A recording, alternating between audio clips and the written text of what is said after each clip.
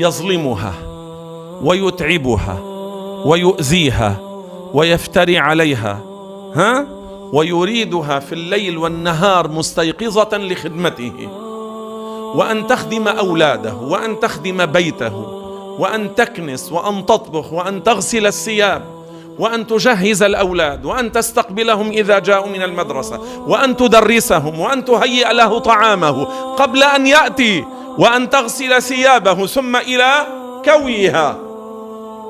طيب وبعدين هذه المرأة ما لها حقوق؟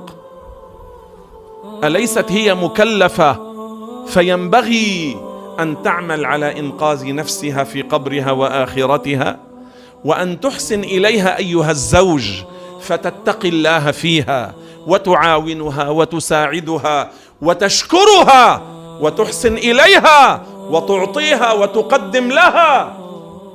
أليس الرسول صلى الله عليه وسلم قال: خيركم خيركم لأهله، يعني لزوجه؟